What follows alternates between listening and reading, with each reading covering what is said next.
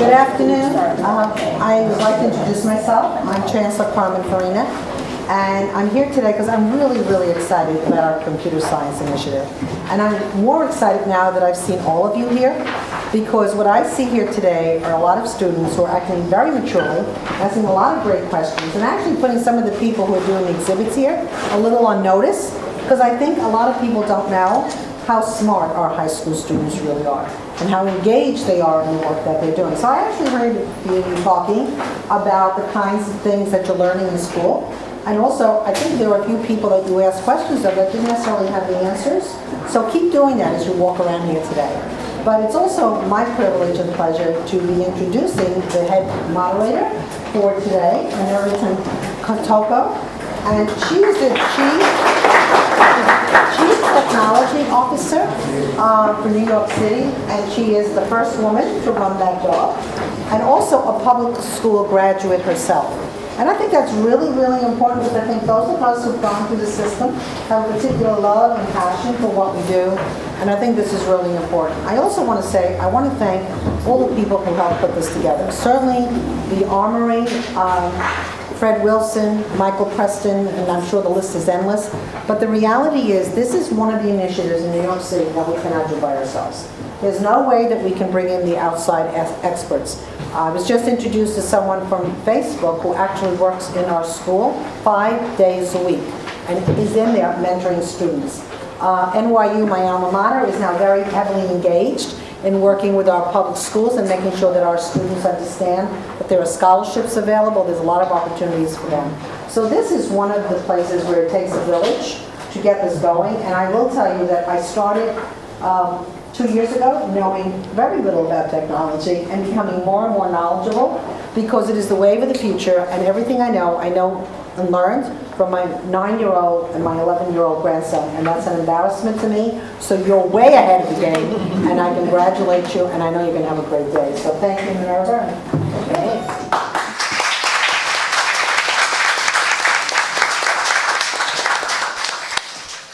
Thank you very much, Chancellor Fariña, for that wonderful introduction.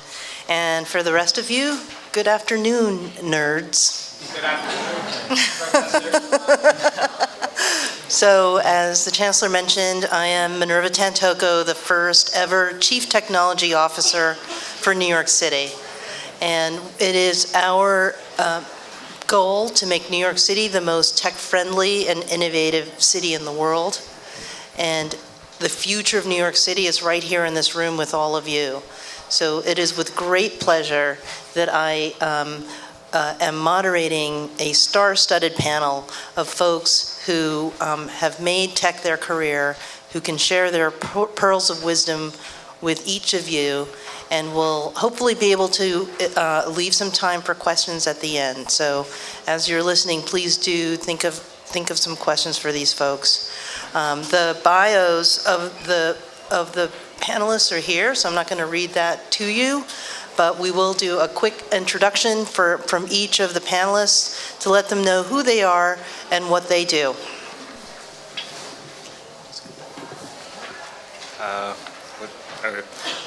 Can you guys hear me? Yep. Cool. Yeah, so my name is Gerard O'Neill, and I'm a software engineer at Etsy.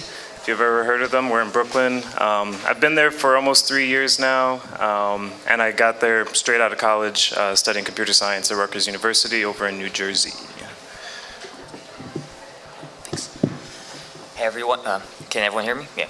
Hey everyone, so I'm Lucas Santo. I'm currently a graduate student at NYU studying artificial intelligence, specifically artificial general intelligence.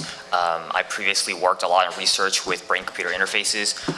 I'm still in school, so I'm doing a lot of academics right now, getting into the industry soon. Yeah. Hi, I'm James Turnbull. I'm the CTO at Kickstarter. Kickstarter helps people fund creative projects. I've been an engineer for about 25 years, and for my funny accent, I'm originally from Australia, and I've lived in the United States about 8 years. Hi everyone, I'm Jordan Taylor. I'm really happy to be here. I'm currently working on founding my own company in the health and wellness space, but I recently left Mic, which is a digital news company where I played a pretty big role in hiring a lot of people on the team, including entry-level and technical people. So I'm happy to provide that perspective and answer any questions. What's going on, everybody? My name is Abran, Maldonado. Everyone calls me Abe. I'm the CEO and founder of New School. We have a table upstairs. It's an online learning platform where we convert everything in pop culture into curriculum and learning for the classroom.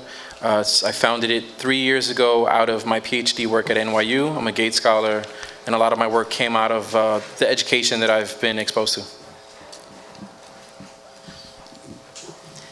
Great, thank you. So why don't we start with you, Gerard? In terms of coding, you know, what got you interested in it, and what was your first big break, or when did you realize that you wanted to code? So my story for this, I feel, is kind of boring. I was given a laptop when I was a kid. I was like 10 years old, and I got a laptop. I don't know why. But I just started messing around with it a lot, and I liked it. And eventually I was like, hey, Dad, I want to make a website. And he pointed me to this thing called GeoCities. I think none of you are old enough to know what that is. I'm old enough. Well, but it was the dark age of the internet. It was a really horrible platform where you could make a website without actually coding, and the websites it produced were horrible. But I did that for a little bit, and then I actually decided, like, wow, this is fun. And I actually, gave it a shot, tried to learn some HTML and CSS. I didn't really get too into it until high school, but even then, I didn't really get really into it and actually learning and coding until college. So, yeah, but I got interested in it when I was a kid, so. Great. Anybody else want to, how did you get started with coding, and what was your big aha moment? I'll jump in. So I don't code, but I'm an adaptive learner. So I was doing my PhD in education. So I was teaching teachers, basically, learning a lot around how to engage students, doing education research, and then training teachers. And then more and more teachers would come up to me like, hey, can you send me more of your lessons? And I was like, no, I'm not going to email everybody lessons, but I'm going to make a website where you can all find the lessons. Left, and I was like, all right, how do I make a website? So then started with like a need first, right? So that's important. You see someone comes to you with like a need for something, then you figure out, all right, what needs to happen to make this built? So I found other people who can help me build it. So we worked out like on pen and paper, the wireframe and everything, figure out what needed to be built. And I started as an educator, moved on to a tech developer with the product design. And now as the CEO, I have people who are doing the tech development, and I'm doing more of like what you see on Shark Tank, like pitching and investment, and, dealing with investors. And, so I'm pretty sure in 2 years I'm gonna have to learn a new trick. And that's a really great point. I think, a tech career isn't only about coding. There's so many other roles in a tech company and tech roles in non-tech companies. So, I've always felt that's my creative outlet. Was, it started off because I could draw, and because I enjoyed, doing puzzles. That's how I got into computer science as well. And one of the things that I like to say is that learning tech is like having a superpower. And, you want to use your superpowers for good. And so, Jordan, maybe you can talk a little bit about how you're using your superpowers. Absolutely. So while I was at Mic, before that I worked at a big consulting company that worked with a lot of really big companies in retail and in food. And so when I joined Mic, we were just 25 people. We had fully built out our content management system in-house, so technology was a really top priority for us as a business. But I was the first sort of supporting business hire with our CEO. And so what I really learned from Mic was that being in a technology-oriented business, things happen much faster than they can happen in other businesses that might depend on real estate or selling a physical product. So we were able to bring on, 50 to 60 people to the team within my first 7 months there, and then we continued growing at a really, really fast rate. And so now, as I'm thinking through, what I want to do with my own company, having that understanding of how things can grow really, really quickly, both technically and on the business side of things, has been incredibly instrumental as I can think about how I set up my next business for success and laying the groundwork, now, so that way in, 3 years, 5 years, we're able to grow at that really, really fast rate, just like Mike was. Great. Anybody else? So I started off my professional career working in a public library, stacking books, and one afternoon the computer system that ran the public library, which is a very, very old computer, broke, and someone said, who's the youngest person in the building? And that was me, and they said maybe he knows something about computers, and I walked into a room full of this big, huge black machine, and it had an operating manual, and I read through the manual, which was largely incomprehensible, and I found an error code on the screen and matched the error code in the manual, and it said, type this, and I typed that, and it started again, and everyone said, wow, you've got a job. You're now a computer systems expert. And in those days, government, there wasn't a huge number of people working in the IT industry, and so I discovered that, despite not knowing anything about computers, you can disappear those two things. All right. And my story is kind of a bit in reverse as everyone else's. So I grew up in the Silicon Valley, San Francisco Bay Area. So I was around tech my whole life. My parents are both engineers, and they said, oh, you have to do tech growing up, right? So I started coding at a real young age, from the age of 8 actually, doing websites. And I did coding for a long time, and then in high school I realized, coding on its own for me is kind of a bit dry, and I really wanted to explore other fields. So I got into music, I got into philosophy, I got into a lot of fields that were completely different from programming. And since then, I've actually been exploring interdisciplinary work with programming. So a thing I always tell people is computer science isn't just for computer scientists. You can use computer science for music, you can do computer science for neuroscience, education, civic tech, and those are all things that I've been working on in the last few years.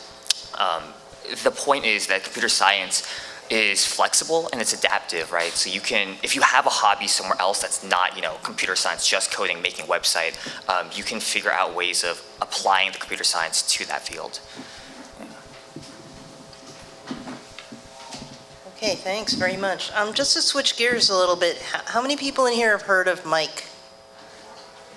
All right, cool. And Etsy? You heard of Etsy? Great, great. Kickstarter. Oh, yeah. Did you know that Kickstarter started in New York City and Etsy? And yeah, so what's the answer to this question? What's the #1 best place to have a tech company? New York City! All right, okay. You get free. Okay, so no, we'll get to some questions at the end. I just wanted to make sure that we continue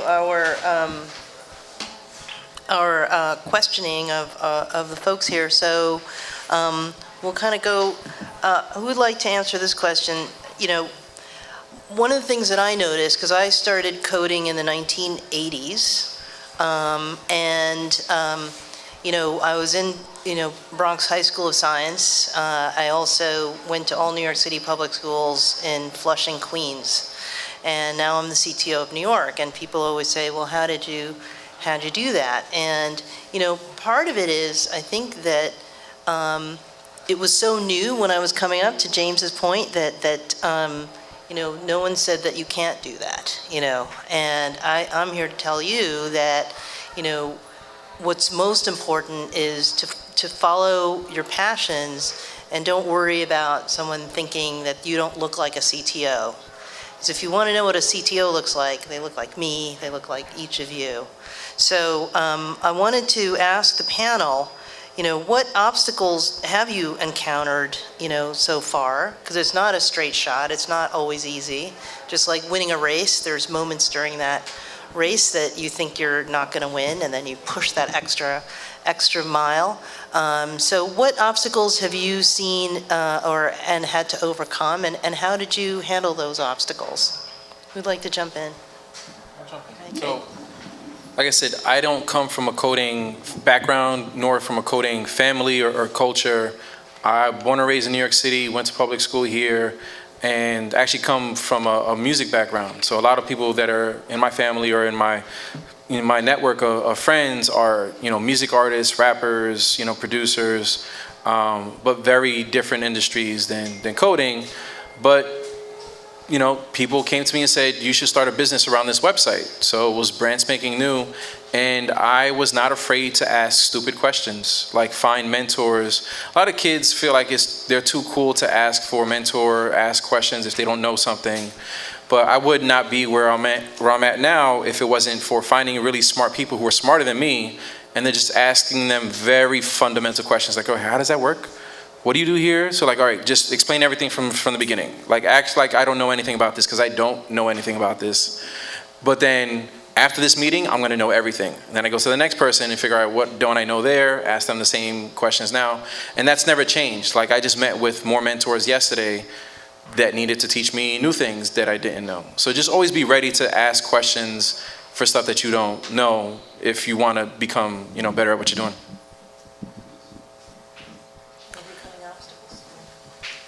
I don't have a computer science degree at all. I've spent, and I've also learned very quickly that you don't have to be the smartest person in the room. Everyone has this image of nerds as being like the Mark Zuckerberg clone of somebody in a hoodie who's really, really, really smart.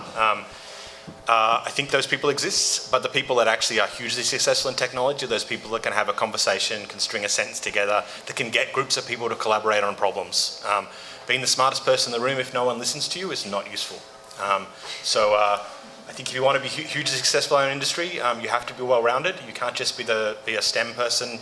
You have to be able to have a conversation. You have to be able to get a whole bunch of people with disparate interests interested in a particular product or an idea and push it ahead. All right, so on the topic of obstacles, the question's kind of a bit raw for me because I applied to college originally as a philosophy major, and all of my peers know that. I go to an all engineering school right now, so all of my friends are computer scientists, they're all engineers, and they know that when I go home, I pick up a philosophy book and I read it, whereas everyone else, they go home and they work on a new iPhone app, right, or a new website. And I've actually had people come up to me and tell me, you're not a computer scientist, like, you shouldn't be here, like, don't code, like, you're not supposed to do this. And I'm like, you're crazy. But it's true, like, you'll find people along your path who are big detractors, right? A lot of people, old school computer scientists, play this game of tough love where it's like, you just have to hit your head against the wall and we're not really gonna help you out. A lot of people, I actually have seen this in school. I've been a TA for 3 years, and some people have thought, oh, you're female, you can't code. And I think that's crazy. Like, this still exists today, right?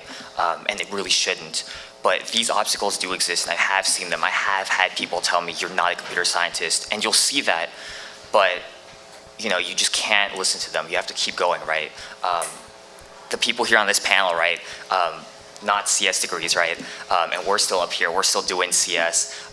So you don't have to fit a mold, right? There isn't one stereotype or archetype you have to fit. So keep doing what you're doing.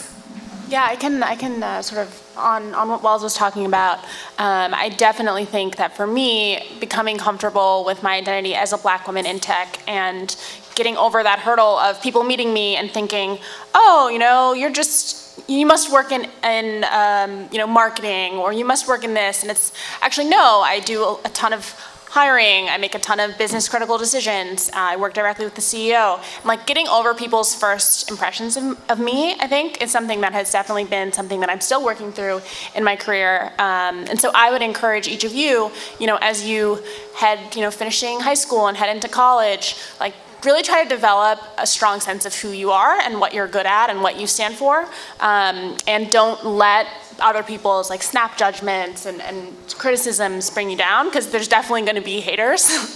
Like, they're out there, and just know that, and just remember who you are and what you're good at. Yeah, that's a really, really great message, Jordan. I think in particular, we know the statistics are pretty terrible. We have, the U.S. Department of Labor predicts that there will be 1.4 million tech jobs available in the year 2020, and yet the number of computer science graduates is going down, And the numbers for women and people of color in tech is abysmally low, below 6% in some cases. And so it really is not only a social imperative and an economic imperative that we grow more tech talent in New York City. And so here in New York, last fall, as Chancellor Fariña mentioned, we announced a great public-private partnership called Computer Science for All. And it is with the goal to provide computer science education to every single New York City public school kid. And I wanted to sort of talk to the panel a little bit because it's interesting how there are so many different ways to learn computer science. And so maybe we'll start with you, Wells, on your thoughts about, what resources are out there for folks who want to get started with computer science, both in the school and outside the school, and then the rest of it. Definitely.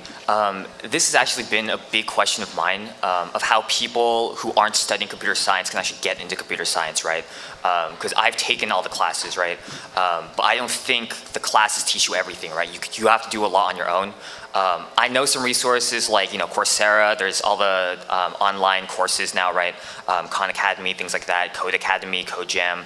But as far as beyond that, I think a lot of it for me was just going around and Googling things up, looking online, Stack Overflow, picking up books on my own. So that's why I've been trying to figure out other resources. I want to hear what everyone else kind of thinks or has used. And Gerard? I studied computer science in college, so I don't have the greatest advice for this, but I will say what Will said was right. You don't learn everything in school. I did a lot of learning outside of school, reading online, and also there is a limit to how many classes you can take. If you decide to go to college and study computer science, you can't take every single computer science class. And one thing I did actually was I took a ton of Coursera classes, Udacity classes. I think I took an edX course or two as well, all during school. I think I have a total of 11 zero-credit online courses that I took just to learn extra stuff. So there's tons out there. You can just Google it. It's really simple. But my recommendations, I really like Coursera. I like edX. Udacity's okay. But other people like Khan Academy, Code Academy, all of that stuff. So, it's out there. You can totally do it. I think some of the great things about New York is that there are some great community and free resources and groups of people putting things together. Black Girls Code is an amazing program that has come out in the last couple of years. Girls of Code. There are community-based programs in places like the Access program in Queens that's sort of free, that allow people who don't necessarily have a computer science background or a STEM background to learn to code. It's not hard to find resources out there that can sort of get you to that sort of maybe the Coursera course you've looked at is you're like, oh my God, I don't understand the concepts here. But you can find somebody or a group of people who you can work with together. And I think the fact that some of those programs are free and easy to access and sort of organized in the city or by the city, there's some sensational stuff out there you can find. So I'm part of a network of tech organizations in New York City called The Hive. So if you just Google Hive NYC, it's a group of about 80 or so tech organizations right here in New York City that have programs in all boroughs that you could look up, see which ones are in your area. I also know a founder, her name is Melissa. She's upstairs with a company called Vid Code. So it teaches code through video and pictures. You can go to her table, she's here doing her thing. But Minerva, if you don't mind, I would like to push back a little bit here because I don't come from a coding background and I have a 12-year-old son, can't stand coding. I want him to learn how to code. He's in 6th grade. He's like, this is boring. The week of code, right? I try to teach him, oh, check this out. This is fun, right? He's like, so I got to write a paragraph to make my guy move left 2 steps and write another paragraph to make my guy move up 2 steps. When I could just go upstairs to my PS4 and just play a full video game, right? And have my console do all that for me. So for the kids who are like, this is boring, this is tedious, right? How do you get them motivated to do this when they are comparing it to what they're doing on their consoles, right? So you are stacking up, no pun intended, to what they do with their games. Well, I think that's a good point because, as we were saying, it's not all about coding. There's user experience design, there's game design, and there's lots of tools that help you design the games. And in addition to that, don't forget there's data science, which is really becoming very, very important these days. Being able to interpret and graph and visualize data. And of course, cybersecurity, which in my job is pretty important for the city of New York. It's literally being like a cyber cop. And that is very cool. I talked to one of the students and I asked him what, and who just, a high school student who just got, a full scholarship to college based on his coding. I said, what got you started coding? He's like, oh yeah, that show, Criminal Minds, and that character, Penelope, like, anybody know what I'm talking about? They're like, and literally from that TV show, he's like, that looks cool, like being able to like tap away and help the police and all that, and like learn, being able to get into systems. And so I think it is, you're right, it's just much more about coding. And that the other point I want to make, and please chime in, panelists, is that no matter what job you go into, there's gonna be tech, because like everything's being digitized. So, if you work in a restaurant, there's going to be a computer there. Even in a bakery, if you want to be an artist, there's digital art that you can do. And so, not only just consuming, but being able to create the tech is going to be important in almost anything you want to do. Like even with music or making videos, knowing how to edit with Adobe Premiere or cut, use sound editing software. That's also tech as well. But even the musicians that I know, they value tech skills. So anybody else want to chime in on the notion that it's not just about code? Yeah, and I mean, if you really like coding, that's definitely a plus, right? There's no like negative to that. But if you happen to be someone who doesn't like coding that much, I do encourage just having code literacy or CS literacy, right? Open the communication channels between you and other coders. It doesn't mean, I hate coding and I just don't want to care about CS, because CS is now everywhere, right? Every industry has some tech aspect. But yeah, you can apply your code literacy or your coding ideas to other fields, right? So to be more specific, so I've worked in music. When you do digital effects processing, right? So when you open up like Audacity or Ableton or Logic, all of those cool effects that you hear, all the sound processing, MIDI effects, that's all done with coding, right? Someone coded that up, and better coders can make more efficient effects processors, right? Better music. I've worked in games as well, and we've done game design, right?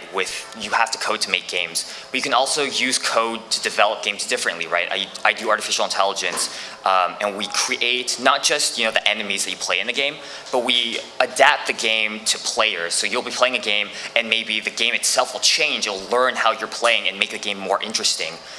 So there's different ways to apply CS. That's not necessarily just, I'm just going to sit down and code, but you can think in terms of CS and be CS literate, and it really helps. Thanks, everybody. So I do want to ask one last question of the whole panel, and then we'll have time. Do you guys have questions you want to ask? Yeah, okay, good. So I'll ask one last question of each of the panelists, which is really, pretty open, but what would you say to your younger self? And it could be, what should you be doing more of, or what should you stop doing? And if you were sitting out there today, knowing what you know now, what would you say to your younger self, your high school self? Well, maybe we'll start down at the end. Sure. Abran, So I'm in a unique position because I'm thinking about my younger self, but I'm also thinking about my son who's in 6th grade and what to tell him about what I went through.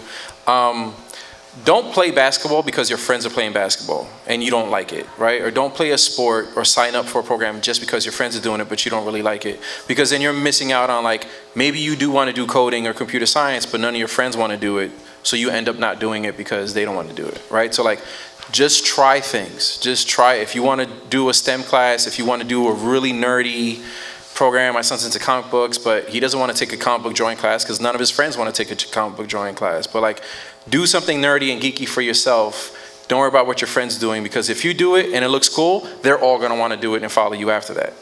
All right? So if you're the only one in your clique that wants to do coding, do it anyway, and then they're going to jump on the bandwagon after you. So mine is kind of similar, but I really think that, if I could look back at my younger self, I would tell her to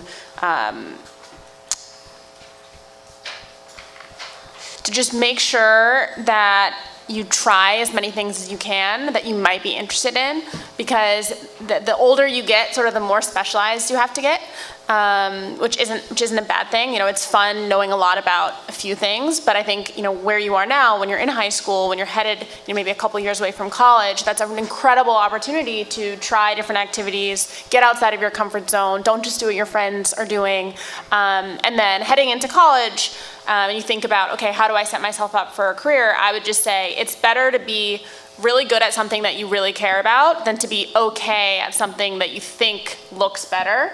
No matter what, when companies are hiring, they're really looking at demonstrated success, and it can be in anything. So if you're an incredible artist, if you're an incredible coder, just run with it, because you'll be able to find a job that you're really passionate about. Yeah, I think for me, probably not listening to all those people that told me just because I wasn't good at math and science that I shouldn't be an engineer.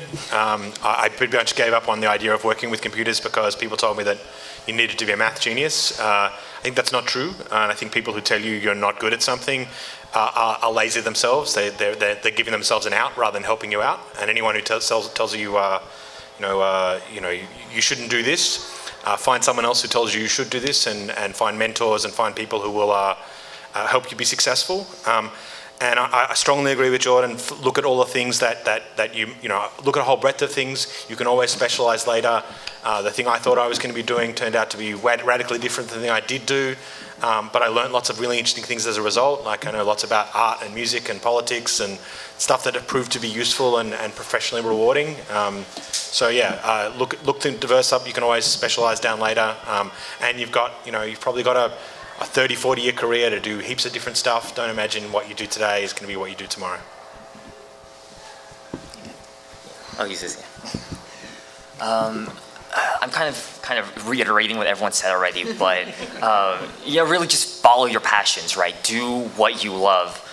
Don't let others tell you what you want to do, right? Pick and choose what really gets you up in the morning, what you look forward to, right? Because if you don't, you'll burn out pretty quickly, and it's hard to keep pushing and doing something that you really have this resistance to doing. And the same, kind of reiterating again, is what you do today isn't what you do tomorrow, right? Maybe a few years ago you didn't like computer science that much, but it might be different today, right? You might pick up a new language and say, oh wow, this actually makes a lot of sense to me now. So don't be afraid of that. And the other thing is, be open to multiple fields. Right now in an all-engineering school, a lot of people just care about their own degrees, their own fields, right? If you're a computer scientist, you just care about computer science. If you're a mechanical engineer, you just care about mechanical engineering. Don't have that mindset, because moving forward, all the disciplines are becoming more interdisciplinary. There's a lot of communication between different subjects, so do be open to learning about other fields beyond just your one thing. I got this one.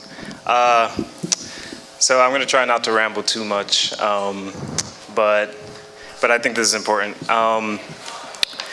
So you probably can't guess by just looking at me, but I sort of grew up in a similar environment to you guys. I grew up not quite in New York, but if anyone's ever heard of Jersey City, Hoboken, around that area is where I grew up. And I went to a public school right across the street from housing projects. So we talked a little bit about like public schools and being a New Yorker and that kind of stuff, and people may, you know, like Minerva said upstairs, some people were getting shocked at how intelligent you guys were. That might be something you're going to face for the rest of your life. One of the things I've noticed is the more successful I became, the closer I got to like my career goals, the demographics of my friends changed, the people who I was surrounded by, right? If you go from being, if you go from being like an urban New Yorker to being someone who works in tech making like $150,000 a year, let's say, something crazy, the people who surround you are gonna be very different from the people you grew up with. They're gonna think of you differently, they're gonna have different experiences from you, they're going to just be different people. And this is true in college, it's true in your career especially. And I think I had some experience with this in high school. I don't know how much experience you guys have with the rest of the country, but as native New Yorkers, and especially as minorities, you guys have a very different experience from like the vast majority of the country. And so you're gonna hear people say things, and you're gonna see people do things that you don't like. And you shouldn't like them because they're bad. So what I just wanna say is keep being New Yorkers, don't take crap from anybody, and stand your ground, speak up for yourself. If you hear people say things like, oh, I would never raise my kid in a city, or, you know, those kids this, or like, you know, people went to bad schools, like just don't let anyone discredit you or where you're from or how you grew up or anything like that. Like, it's super important to stand your ground and educate people because we don't want to keep that ignorance going further. It's a big problem. Not only in college, college is not diverse, tech is not diverse. So, you know, keep being yourself, don't forget where you came from, and yeah, that's it. Yeah. Thanks so much. So, totally an honor to be part of this amazing panel. And, you know, I have a phrase that's sort of a little like this, which is turn adversity into advantage. When people expect less of you, you can surprise them, disarm them. When you know you've had to struggle more, you know you deserve it more. And so it, for me, is also a very positive message about, oh, are you here to see the CTO? And you're like, no, I am the CTO. Like, look, so we have time maybe for just one or two quick questions from the audience. I know you're just burning here from the beginning, so please go ahead. You guys specifically as CEOs, I mean, I want to become a CEO. I really do. Yeah. CEO coming up. I mean, my brother and I shouldn't point out myself, but my brother and I have been having, we've been having this dream since we were 9 and 8 years old. We were the smallest, but we were the biggest. What do you think would be the best advice you would give to the younglings who are fighting and are going through the struggle of becoming CEOs with whatever they want? What are your advice? So, do your research, right? There's kids your age killing it as CEOs right now. There is Kane's Arcade, right? CAINES, right? A kid that made an arcade out of cardboard, right? No coding at all. All the games in the arcade are cardboard. People line up down the block to play the games in his arcade. There's a kid that makes bow ties, right? Got like $1 million investment. He's probably like 13, 14 years old. Like, don't let your age stop you from like, oh, well, I gotta plan this for when I'm like 30, right? Or 25 to be a CEO. Like, if you have an idea now and you got enough of your boys buying into your idea now, it can grow and grow and grow. If it's online, it can go viral, right? But don't just make something just to make it, right? Find out if people want it first and then build around that, right? You see if people want it, make a little bit. See if people want more, make a little bigger, People want more than that, make it a little bigger, right? But don't spend all this time making it this big with all these features that no one wants, because then you just wasted your time. But so there's a way to do it now, but just make sure you know your audience and your customer. Yeah, I have a really good friend who, in college, he sold these. Remember those Livestrong bracelets, the yellow bracelets? He sold bracelets like that for the rival school that he sold during their homecoming football game, and made like thousands of dollars selling these like $5 bracelets. And now he actually runs his own tech company, a few years out of college. But that's just an example of someone who's just like always been a businessman, and even if it's something that's small now, like there's nothing wrong with that. It's a good way to learn about yourself, about how you are as a leader, about how you make decisions. But sort of tapping on to what Abran just said, while you shouldn't let your age be a limit, you also should make sure that you're being as smart as possible when you start your own business. So it's better to start something smaller now, see how it goes. It doesn't have to be $1 billion company. You can sell rubber bracelets and make thousands of dollars, which is a lot of money, especially when you're just like one or two people. And then, maybe later when you have more experience, you can start something even bigger. And sort of on the experience front, I would just encourage you to really go towards people who you really admire and who will teach you things. So I'm really lucky, from my last work experience at Mike, I was the chief of staff to the CEO, and I knew everything that was happening in the whole business. He trusted me so much, and I learned so much just from having that experience of someone who was really there to be a mentor for me and to teach me things, and was very open to that. So start small now, but take advantage of the time that you have, whether it's in student groups or in college, a bunch of clubs or little businesses in themselves. Just be around smart people. That'll teach you. Check out teenbusiness.com, or on Twitter, check out Teen Mogul, and it's a whole website devoted to kids who are starting businesses your age, all across the country, all across the world. Check it out, and you'll do some research, and the more you learn about other people's journeys and other people's stories, you'll figure out what works, what doesn't work, and what you could do for yourself. Well, thank you to the panelists, and I could listen to you all day, all of you. So thank you very much. Let's thank the panelists.